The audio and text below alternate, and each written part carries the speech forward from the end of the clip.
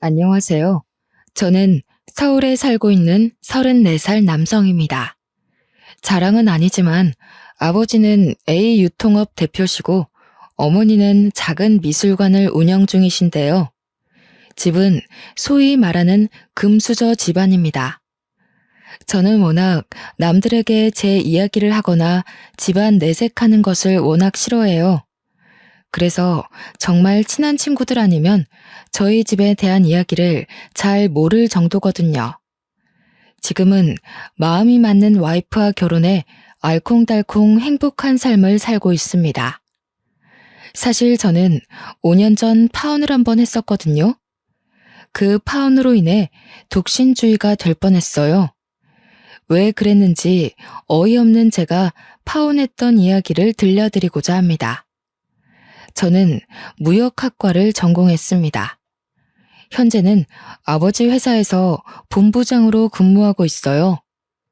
물론 처음에 아버지 회사에서 근무한 것은 아니고요. 파혼을 경험하고 난 이후에 본격적으로 경영 수업을 받기 시작했죠. 그러고 보니 그 일도 벌써 5년 전이네요. 아버지는 당연히 경영학을 전공하고 회사로 들어와 일을 해주길 바라셨습니다. 저는 당시 개인주의 성향이 강했던 터라 혼자 무언가를 이뤄내고 싶은 생각이 매우 강했죠. 대학을 졸업하고 5년 동안 하고 싶은 일, 원하는 일을 살기로 부모님과 합의했고요. 대신 5년 뒤에는 아버지의 회사에서 경영 수업을 받을 것을 약속했습니다.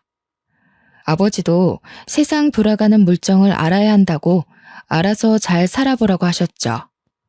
남자 나이가 대학 다니며 군대 다녀오고 졸업하고 취업하면 금방 20대 후반이잖아요.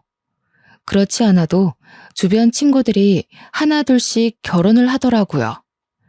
처음에는 제 인생은 제가 개척하며 살아가야 하는 거라고 응원해 주셨던 부모님이 친척들이 하도 결혼 이야기를 하니 속이 상하셨는지 말을 조금 바꾸시더라고요. 결혼해서 안정감도 찾고 경영 수업을 받는 게 어떠냐셨죠. 자신들도 손주 재롱 보며 지내고 싶으시다고요. 그때까지만 해도 저는 완강하게 약속은 약속이라며 단돌이 쳤지만요. 그렇게 제 신분을 숨긴 채 스스로 구직 활동을 했어요. 생각보다 취업하는 것이 만만치 않더라고요. 저를 알고 있는 몇몇의 친구들이 아버지 회사에서 편하게 일하면 되지 왜 굳이 사서 고생하느냐며 배부른 소리를 가끔 하더라고요. 물론 저도 아버지 말씀처럼 바로 회사에서 경영 수업을 받으면 그만이었지만요.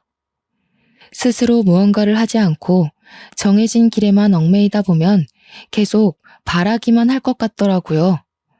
그래서 정말 누구보다 열심히 살려고 하는 겁니다.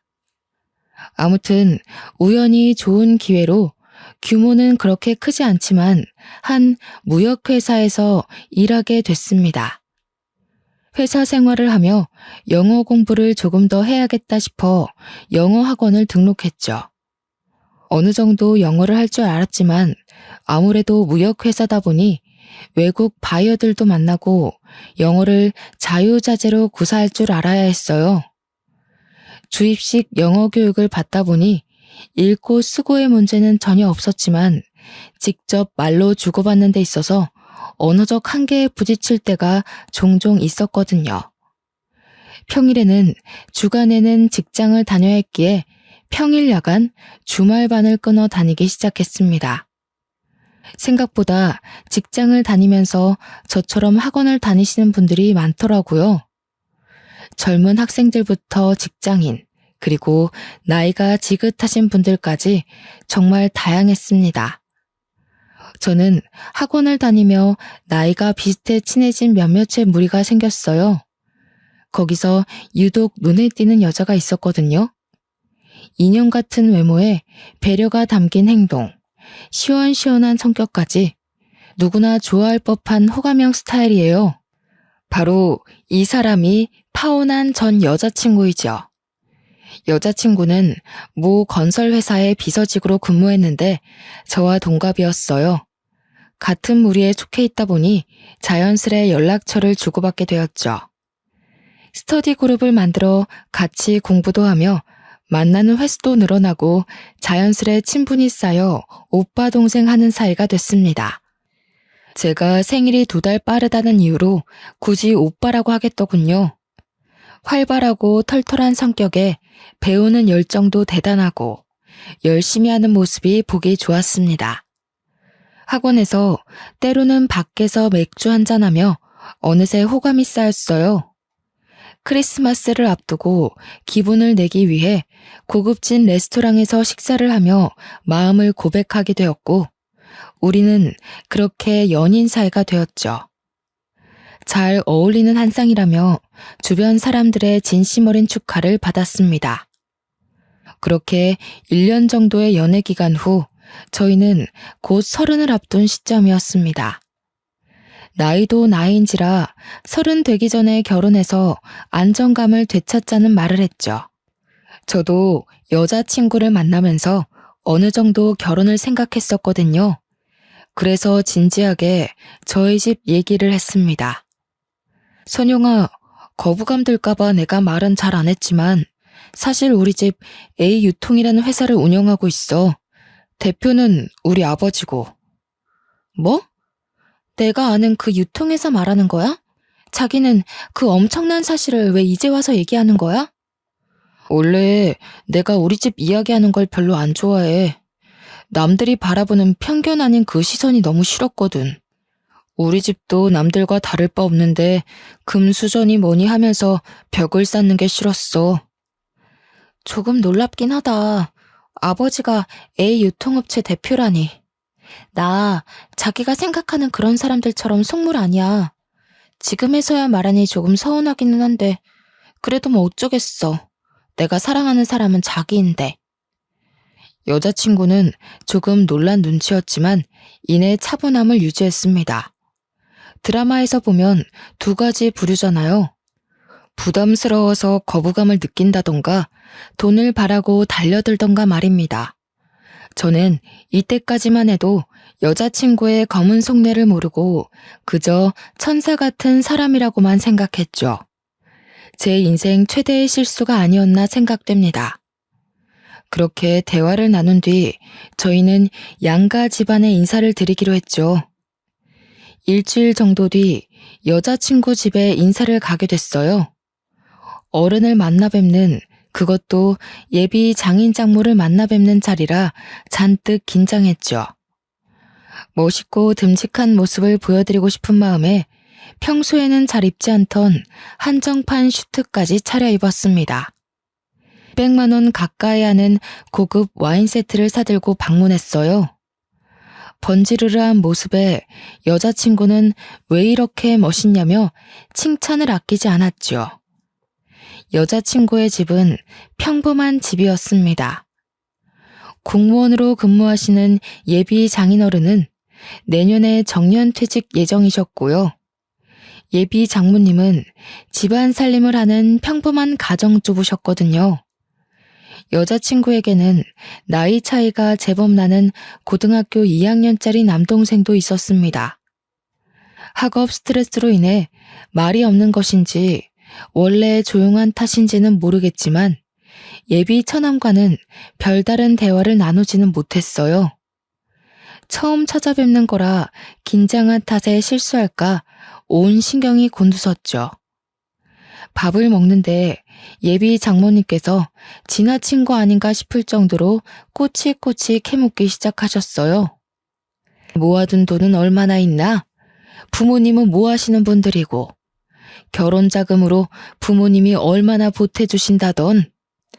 집은 직장 근처로 잡아야 하고 나중에 애 태어날 거 생각해서 미리 큰 집으로 받은 건가? 네, 어머님. 저희가 사회생활을 시작한 지 얼마 되지 않아 모아둔 돈은 얼마 없습니다. 한 8천만 원 정도 되고요. 상황을 봐야 알겠지만 형편에 맞게 살려고 합니다. 뭐? 8천? 그러면 자네 부모님은 결혼 자금으로 얼마나 보태주신다는 그런 말씀이 없으셨나 봐. 아참, 내가 너무 무례했지? 하나밖에 없는 딸 시집 보내는데 노파심에 그만. 자네가 이해하게. 저는 초면에 조금 무례한 질문이 아닌가 싶었습니다. 결혼을 위한 절차이고 딸을 시집 보내는 입장인데 궁금한 게 많겠지 하며 스스로를 다독이면서 겨우 마음을 가라앉히고 조분조분 말씀드렸죠. 전부는 아니지만 작은 유통업체를 운영하고 계신다. 어디 산다고 정도만 얘기했죠. 아마 여자친구가 나중에 이야기하지 않았을까 싶어요. 어쨌든 기분은 조금 언짢았지만 좋게 자리가 마무리됐습니다. 앞으로 잘해보자며 예비 장인어른과 악수를 나누고 집으로 돌아왔죠. 이후 저희 집에 인사를 드리러 갈 차례가 되자 여자친구도 잔뜩 긴장하더군요. 이옷저옷 입어보며 한참을 헤매기도 했고요. 아이고, 이놈이 언제 정신을 차리나 했더만 이미 차렸구만. 아가씨, 오느라 힘들진 않았어요? 아차차, 내 정신 좀 봐. 일단 손님이 왔으니 식사 대접부터 해야지. 기태 아직 저녁 안 먹었지? 김집사, 식사 준비한 거 내주게. 어서 들어와요. 부모님은 결혼할 여자를 데려왔냐며 드디어 정신을 차렸다고 좋아하셨습니다. 여자친구는 저희 집에 들어서자마자 입을 다물지를 못하더라고요. 자랑은 아니지만 아침 드라마에 나올 법한 2층짜리 집이었거든요. 부모님은 여자친구가 부담스러워할까봐 말을 아끼셨습니다. 서로 좋으면 그만이라고 결혼 준비는 차근차근 해보자며 좋게 자리가 마무리되었죠. 집으로 데려다주는 길에 여자친구가 그러더군요. 우리 집이 어느 정도 여유가 있다고는 생각했지만 이 정도일 줄은 몰랐다고요. 그도 그럴 것이 여느 재벌집 자제들처럼 고급스러운 외제차를 몰고 다니지도 않았고 명 겉모습에 그다지 관심이 없어 꾸미고 다니지도 않았거든요. 그렇게 놀랄 일이냐며 서로 웃으며 집으로 바래다 주었습니다. 양가 인사를 모두 마치고 평범한 나날을 지내고 있었습니다. 여자친구가 갑자기 결혼을 늦게 할 이유 없다며 서두르는 게 어떠냐고 하는 게 아니겠습니까? 쇳불도 단김에 빼랬다고 한 달 뒤로 상견례 날짜까지 잡았죠. 조금 시간을 두고 천천히 했어야 하는 건데 말이죠. 아무튼 본격적으로 결혼 준비를 하기 시작했습니다. 웨딩 촬영을 하고 신혼집을 고르고 가전이며 가구, 모르는 것 투성이었고 준비할 게 이렇게 많은 줄 몰랐어요. 정신이 없었죠. 며칠 뒤 퇴근 시간을 앞두고 있는데 예비 장모님의 연락이 왔습니다. 박서방, 결혼 준비하는데 정신없지? 힘들까봐 그러는데 내가 조금 도와줄까 하는데 필요한 것 좀 같이 봐줄 테니 이따 회사 근처 백화점으로 나오시게나. 퇴근을 하려던 찰나 긴급하게 처리할 일이 생겨 야근을 해야 했습니다. 어머님, 제가 회사에 급한 일이 생겨 백화점에 못 갈 것 같아요. 선영이한테 제 카드 전달했으니 이걸로 같이 고르시고 편하게 결제하세요. 그래? 같이 못 가서 어째? 일이 바쁘다는데 하는 수 없지 뭐. 내가 선영이랑 잘 고를 테니까 자네는 우리 신경 쓰지 말고 일 열심히 해. 수고하게. 여자친구에게는 백화점에 간 김에 예비 장모님 선물을 하나 사드리라고 했습니다. 그 말을 후회하게 될 줄은 누가 알았겠습니까? 그렇게 정신없이 일하고 새벽녘이 되어서야 집으로 돌아왔어요. 지친 몸을 이끌고 씻고 나와 휴대폰을 보는데 결제된 금액이 어마무시한 거 아니겠어요? 1,600만 원이 결제되어 있길래 무얼 샀나 하고 내역을 살펴보니 전부 명품관에서 결제한 가방 옷이었습니다. 분명 살림에 필요한 것을 사라고 전달했는데 이렇게 많은 금액이 결정되니 무척 당황스럽더군요. 피곤했기에 내일 얘기해야지 생각하며 잠자리에 들었습니다.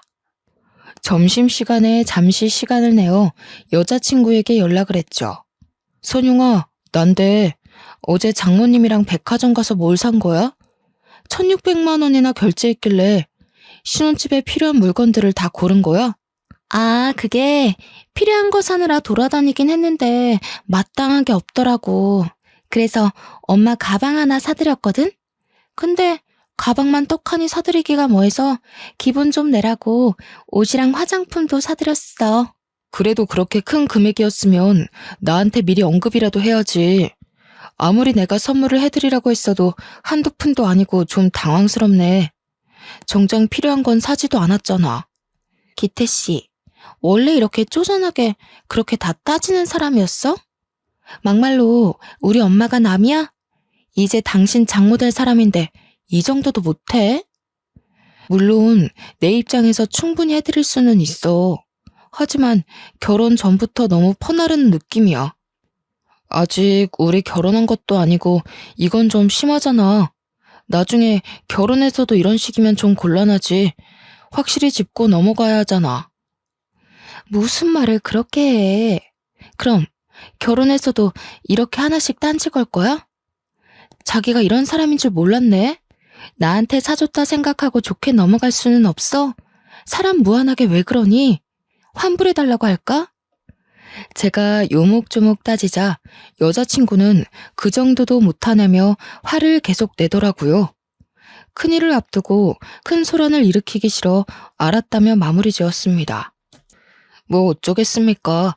그 당시에는 여자친구를 사랑하는 마음이 컸고 기분이 살짝 상해도 미리 예단을 해드렸다 생각하고 좋게 넘어가야죠. 시간이 흘러 상견례 날이 다가왔습니다. 서로가 긴장감이 맴도는 어색한 분위기 속에 겨우 식사를 마치고 차 한잔을 하게 됐어요. 저는 부모님이 미리 증여해 주신 집이 있어서 혼수만 준비하면 되겠다 생각하고 있었어요.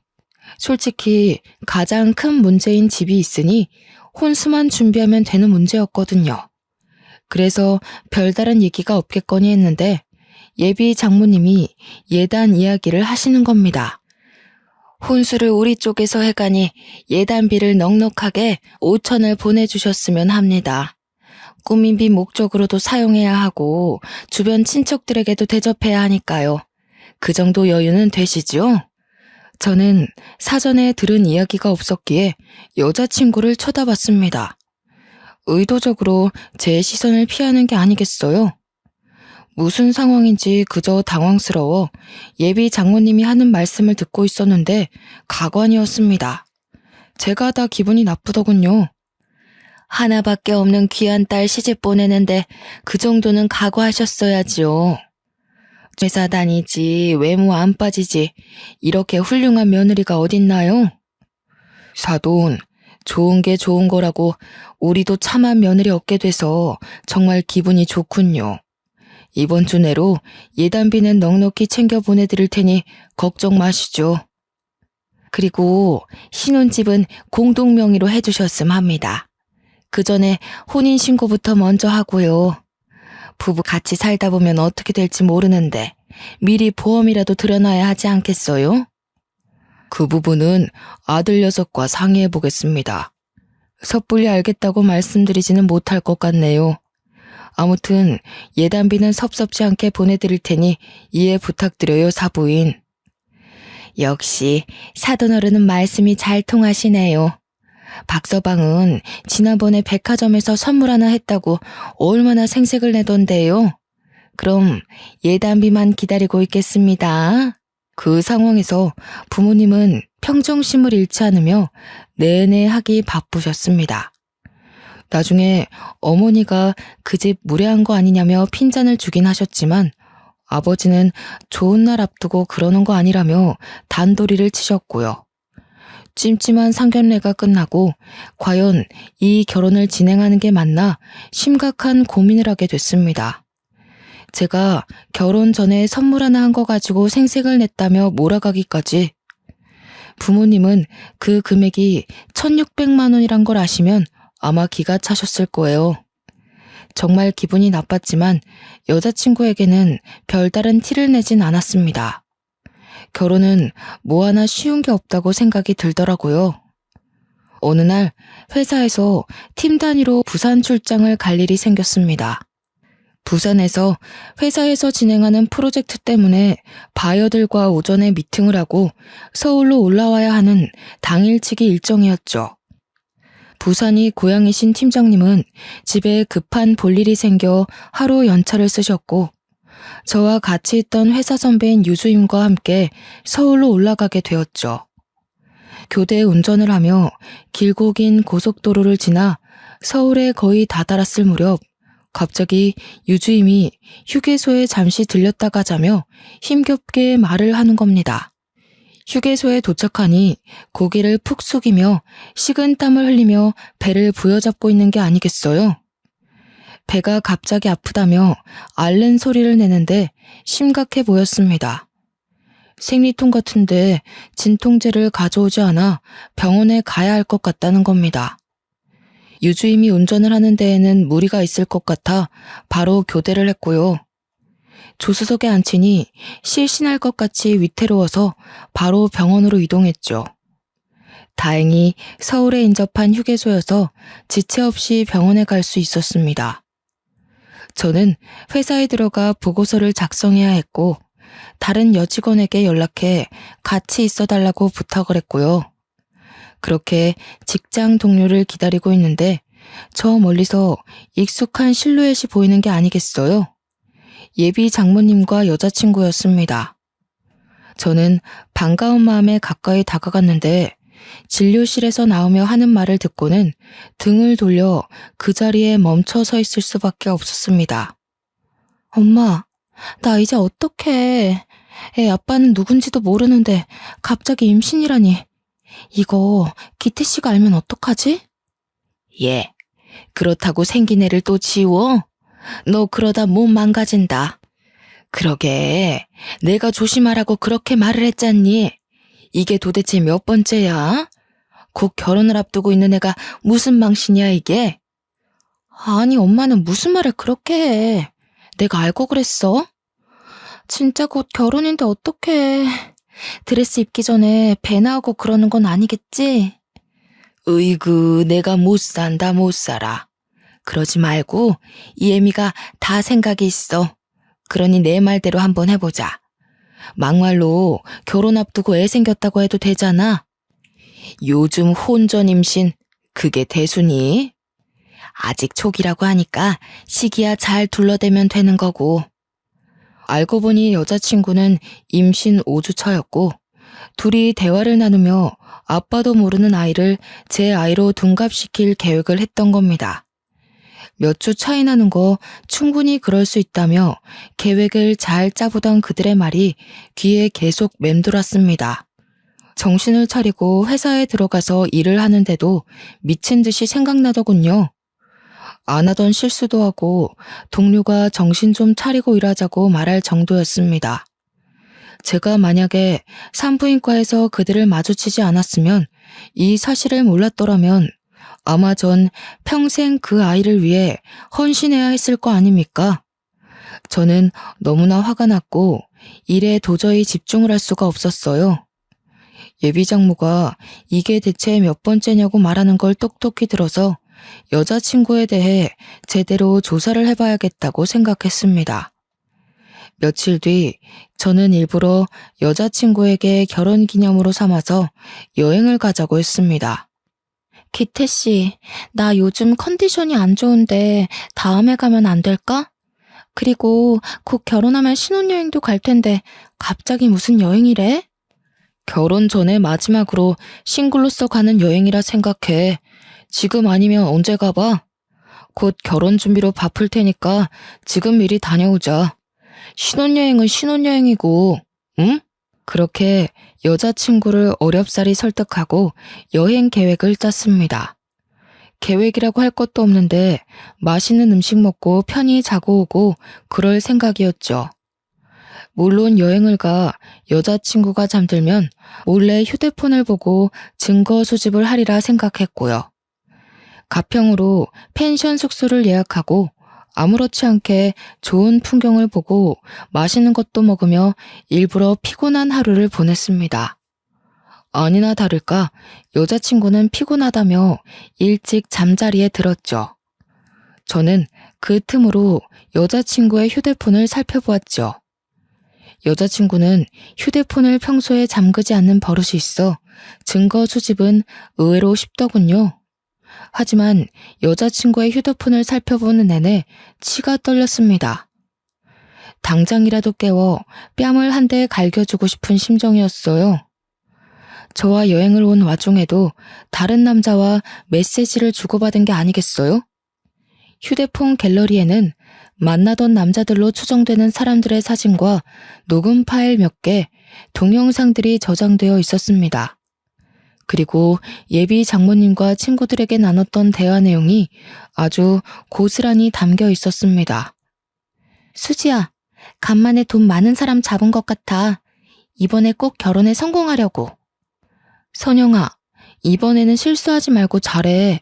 우리 선영이 결혼하면 사모님 소리 들으면서 살 수 있겠네?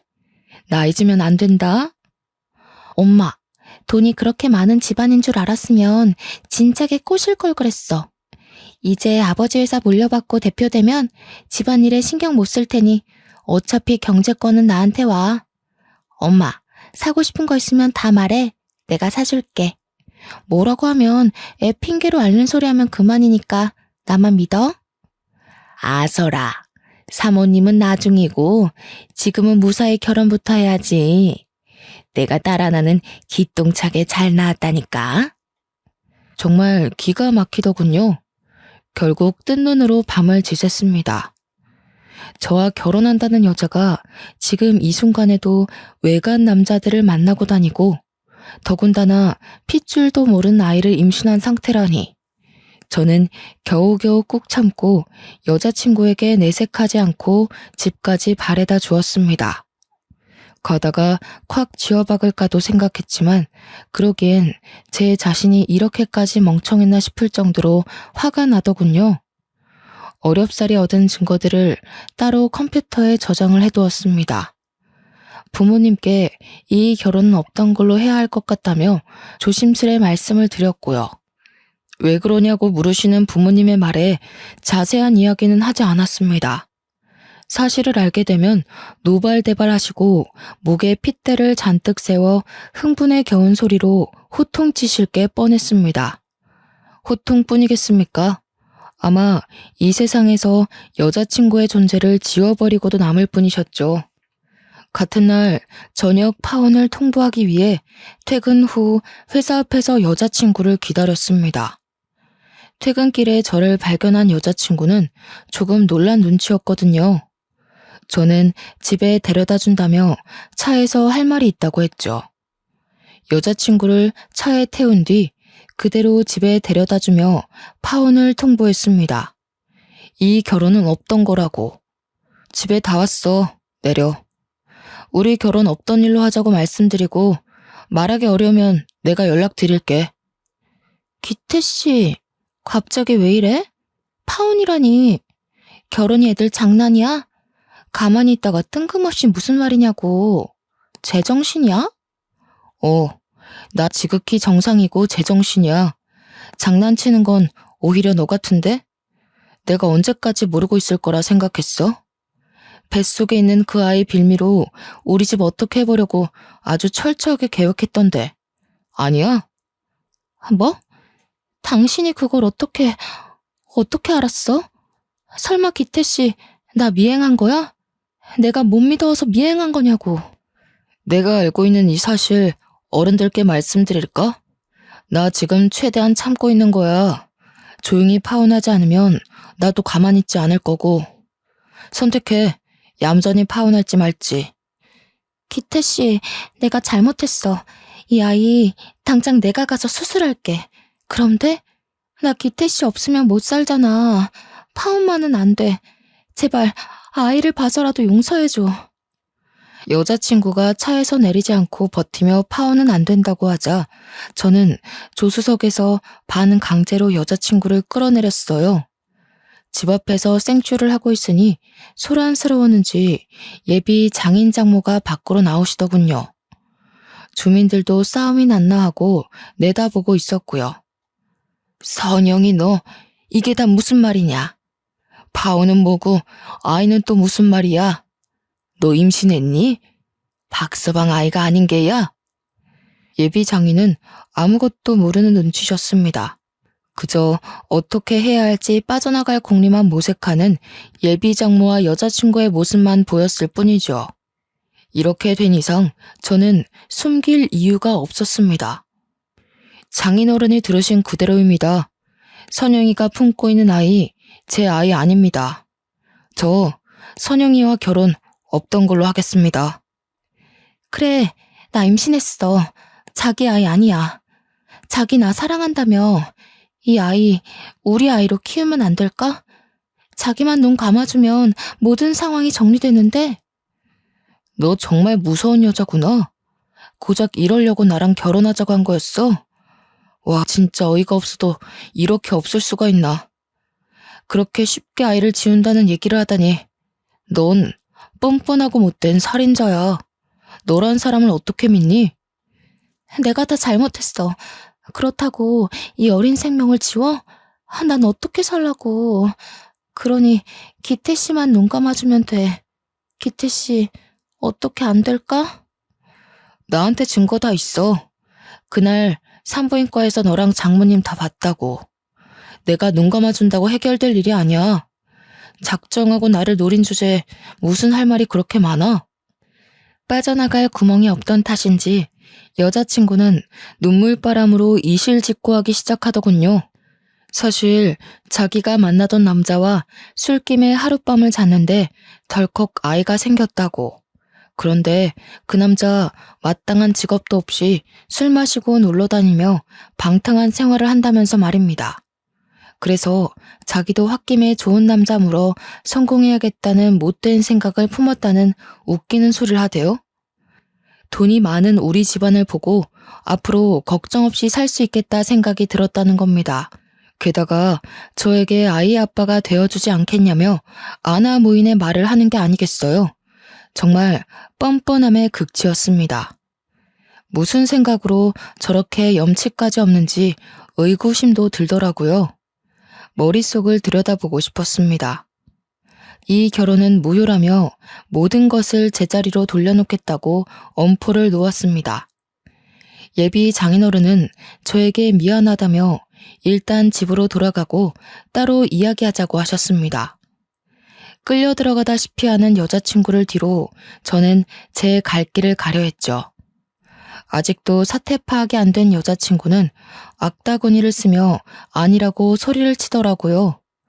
덕분에 이웃집 사람들도 무슨 일인가 하고 나와 저희를 쳐다보며 수군거리기 시작했습니다. 철창 속 원숭이가 이런 기분일까요? 순식간에 저희는 동네 구경거리가 됐죠. 저는 아랑곳하지 않고 파혼을 통보하고 집으로 돌아왔습니다. 마음에 잠도 제대로 못 자고 그저 맥주 한 캔을 마시며 멍하니 밤하늘을 바라볼 뿐이었죠. 다음날 회사에서 오전 업무를 끝낸 뒤 유주임이 지난번 일이 고맙다며 밥을 산다고 하는 겁니다. 병원에 같이 있던 동료와 셋이서 점심 식사를 끝낸 뒤 들어오는데 로비에서 누군가 제 이름을 부르며 다가오는 게 아니겠어요? 예상대로 예비 장모님이 절 찾아온 거였습니다. 무슨 일이냐고 말하던 찰나 고개가 옆으로 돌아가 버리는 게 아니겠어요? 바로 예비 장모가 저의 뺨을 후려친 겁니다. 하루도 안 지나서 바로 여자가 생겼네. 파혼하자던 이유가 이거였어. 우리 선영이는 지금 끙끙 앓아 누웠는데 자네는 버젓이 밥 먹고 하하호 거리고 있나? 무슨 말씀인지 하나도 못 알아듣겠네요. 도대체 남의 회사에 와서 왜 이러시는 겁니까? 여기가 안방도 아니고 마음대로 그렇게 들락날락하는 곳인 줄 알아요? 뭐? 자네 말 다 했나? 그래, 이 여자 때문에 우리를 아주 개망신을 준 거구만. 내 딸아이 뱃속에 있는 아이는 어쩔 거야, 이 파렴치하나. 너 같은 게 우리 선영이랑 결혼할 뻔했다니 정말 수치스럽기 짝이 없어. 그만하고 돌아가세요. 저 정말 많이 참고 있는 겁니다. 파혼으로 안 끝낼 거니까 당장 돌아가세요. 뭘 알거나 이러시는 겁니까? 선영이 뱃속에 있는 그 아이, 제 아이 아니고요. 저는 더 이상 이런 모욕 듣는 거 못 참습니다. 뭐? 네가 어쩔 건데? 내 딸 인생 조져놓고 이 불려우 같은 년, 네가 우리 사위 꼬셨구나. 우리 딸이 어디가 모자라서 이런 년한테 밀리는 건데? 헤어질 거면 돈이라도 주던가. 우리 선영이 혼자 아이를 어떻게 키우란 말인가? 정말 어이가 없었습니다. 예비 장모님이 회사로 찾아와 날 때린 것도 모자라 임신한 애인을 버린 인간 쓰레기로 만들려고 쇼를 하기 시작했습니다. 옆에 있던 유주임은 얼떨결에 임자 있는 남편을 꼬신 불륜녀가 돼버렸고요. 나오지도 않는 눈물바람으로 누구 때문에 이렇게 인생이 됐냐며 신세한탄까지 하는 모습에 정말 혀를 내두를 정도로 기가 차더군요. 유주임과 같이 있던 동료는 그저 멍하니 서 있을 뿐이었고요. 점심시간이 끝나갈 무렵이라 그런가 로비에는 많은 사람들이 있었죠. 창피한 건 둘째치고 이 상황 자체를 빨리 끝내야겠다고 생각했습니다. 결심이 서더군요. 저는 결국 파혼하고 조용히 덮으려 했는데 도저히 참을 수가 없는 상황이지라 아버지를 통해 변호사를 선임했습니다. 결국 그들을 사기죄와 폭행죄, 모욕죄로 고소했습니다. 합의는 없다며 강경하게 대응하자 여자친구와 예비장모는 날마다 집으로 출근 도장을 찍으며 빌더라고요. 자신들이 잘못했다며 잠시 어떻게 됐었던 것 같다고 무릎까지 꿇고 구걸하듯이 용서를 바라는 모습이 정말 없어 보이고 비참해 보였습니다. 제가 연락을 차단하고 받지 않자 그들은 부모님 집에까지 찾아오며 용서를 구하더라고요. 모든 사실을 알게 된 부모님은 아니나 다를까 노발대발하셨습니다.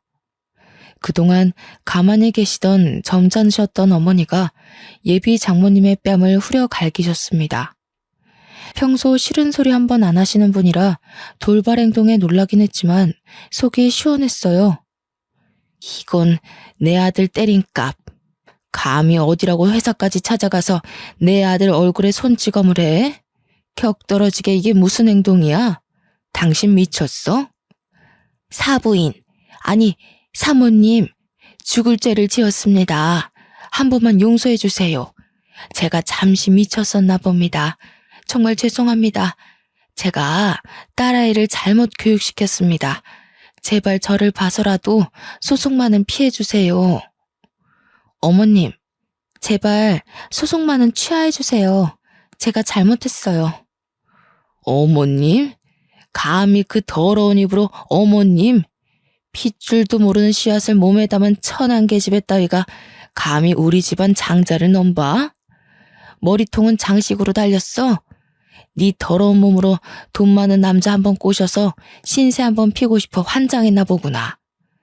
그런데 이걸 어쩌나? 네 그 뱃속에 있는 씨앗 때문에 넌 평생 지옥 속에 살게 될 건데 말이야. 어머님, 저를 봐서라도, 아니 뱃속에 아이를 봐서라도 제발 한 번만 봐주세요. 저 정말 기태 씨 많이 사랑해요. 어머니, 저 좀 이해해 주세요. 제발요. 귀를 닫았나 보구나. 내가 지금 한 말 못 들었니? 아직도 정신을 못 차렸구나. 어디서 뻔뻔한 낯짝을 들고 와서는 용서를 바라는 거야? 감옥에서 평생 썩게 해줄 테니 더러운 면상 저리 치워. 꺼지지 못해? 내가 가만히 지켜보기만 하니까 우리 집안이 그렇게 만만해 보이던? 엄마, 진정하시고 일단 좀 앉으세요. 그러다 쓰러지세요. 박기태 너도 이 엄마가 참 실망스럽다. 내가 너 그렇게 키웠니? 너 이러려고 경영수업 안 받고 밖으로 놔둔 거야?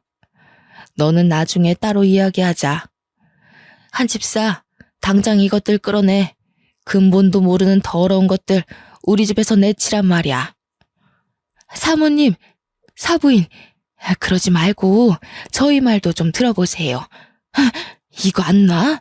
내가 할 말이 있다잖아. 이럴 수는 없어. 이럴 수는. 여자친구와 예비 장모님은 경호원들에 의해 비참히 끌려나갔습니다. 며칠간 조용하다 싶더니 제 소송을 진행해준 변호사한테 연락이 오더군요. 잘 진행되고 있나 안부를 물으려는 찰나 상대방, 그러니까 여자친구가 나와 우리 엄마를 명예훼손과 폭행죄로 막 고소했다는 게 아니겠어요? 지금 당장 감옥에 가둬도 시원찮지만 조금 더 생각해보겠다고 말한 게 후회가 되더라고요. 형, 제가 다 미안해요. 엄마랑 누나 정말 미친 것 같아요. 아빠랑 제가 제발 그러지 말라고 말려도 소용이 없어요. 그냥 저희 생각하지 마시고 법대로 해주세요. 아버지도 그렇게 하길 바라세요. 엄마랑 누나는 벌을 받아야 정신을 차릴 것 같아요. 처남도 따로 연락 와서는 미안하다고 말하는데 제가 다 미안할 정도였습니다. 한참 공부해야 하는 나이에 이런 상황이나 겪게 하고 어른으로서 미안하더군요. 내노라 하는 로펌의 변호사를 둘이나 섭외하여 강경 대응을 하자 결국 그들은 더 이상의 여유가 없었는지 꼬리를 내렸습니다. 결국 정신적 피해보상금 명목으로 2천만 원을 받기로 하고 소송을 취하했고요. 빨간 줄마저 그이면 자신은 정말 어떻게 살아가야 하냐며 통사정을 하더라고요. 모 건설회사 비서로 근무하던 여자친구는 회사의 소문이 나 더 이상 생활을 하기 어려웠고 한참 돈이 들어갈 시기인 고등학생인 처남까지 더해 경제 상황은 말이 아니었던 겁니다. 더군다나 여자친구의 일로 내년에 정년퇴직을 앞두시던 예비 장인어른도 공직 생활을 마무리하시고 사직서를 내셨다고 합니다. 이후 주변 사람들을 통해 그 여자는 회사에서도 잘렸고 힘겹게 구직 활동을 하고 있다 전해 들었어요. 해당 업계에서는 여자친구에 대한 소문이 쫙 나버렸습니다. 그러니 취직이 힘들 수밖에요. 누가 그런 여자를 직원으로 쓰겠습니까? 여자친구네 회사는 반듯하고 정직한 임시를 내세우는 회사였는데 당연히 불륜을 저지르고 못된 행동을 일삼은 여자친구를 곱게 볼 리 없었죠. 비서직에 근무하고 있던 여자친구가 품위 유지가 되지 않고 회사에 막대한 영향을 끼쳤다며 권고사직 당했더라고요. 아버지가 비록 유통업이지만 발이 겁나 넓기로도 유명하신 분이거든요.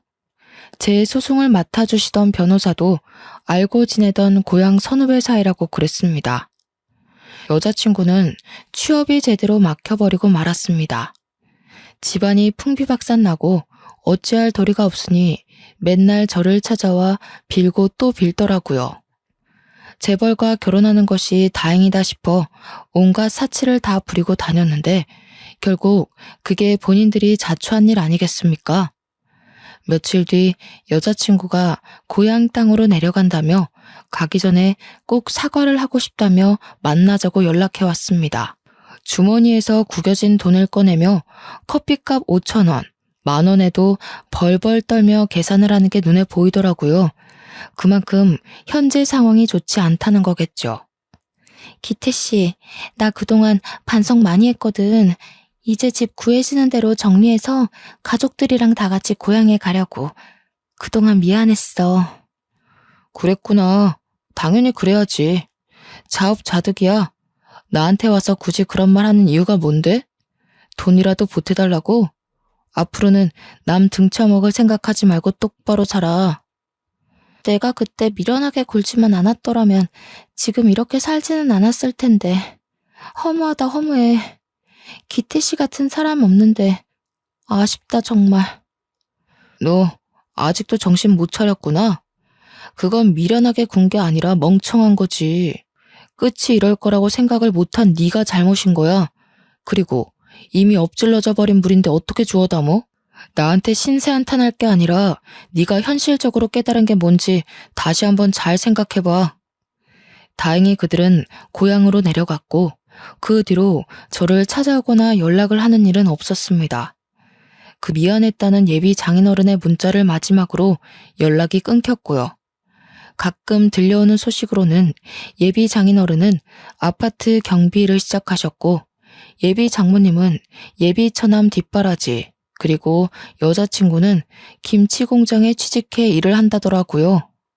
알아서 잘 살겠거니 이제는 저와 상관없는 사람들이라 기억에서 지우기 위해 노력했습니다. 그 사건 이후 저는 머리를 식히려 2달 동안 유럽 여행을 다녀왔습니다. 저는 여행을 다녀온 뒤 과거는 잊고 일에 몰두하고 싶었어요. 앞으로의 제 남은 인생이 얼마나 중요한지 깨달았거든요. 약속했던 기간은 남아 있었지만 더 이상은 의미 없는 것 같아 아버지께 말씀드렸죠. 아버지 회사로 입사해 본격적인 경영 수업을 받기 시작했습니다. 이번 일로 저는 결혼에 대해 다시 한번 생각하게 됐습니다. 이혼이 아닌 파혼으로 끝난 게 천만다행이라고 느껴지고요. 만약 그 여자와 결혼을 했다면 지금은 어땠을까요? 유주임을 병원에 데려가지 않았으면, 유주임이 아니었으면 저는 이미 이혼남 딱지가 붙어 심적으로 매우 힘들게 살았을 수도 있었을 것 같네요. 작년에는 아버지가 소개시켜준 여자와 좋은 만남을 이어가고 있고 내년 봄에 결혼식을 올릴 예정이에요. 아버지의 전속 비서였는데 일 처리가 똑 부러지고 어디 하나 모날 데 없는 성실한 여자입니다. 전 여자친구와는 비교도 안 될 정도로 말이죠. 고등학교를 졸업하자마자 어린 나이에 10년을 넘게 전속 비서로 근무를 했는데다가 성격이 만만치 않은 아버지를 보좌해온 걸 보면 앞으로 제 인생도 믿고 맡길 수 있을 것 같네요. 아버지는 제가 결혼하고 안정을 찾으면 회사를 물려주고 시골로 귀농하실 거라 하셨어요. 저는 조금 힘들지만 열심히 경영 수업을 받으며 회사 일을 익혀나가는 중이고요. 저처럼 비슷한 파란만장한 사연을 가진 사람이 있다면 이게 맞는 길인지 판단이 안 서시는 분들에게 이렇게 말해주고 싶어요. 이혼보다는 파혼이 나으니 부디 좋은 선택을 하세요. 라고요. 조금이라도 아니다 싶으면 반드시 신중한 고민을 해보길 바랍니다. 어떤 결과든 그에 맞는 길은 열리길 마련이니까요. 저의 긴 사연을 읽어주셔서 감사합니다.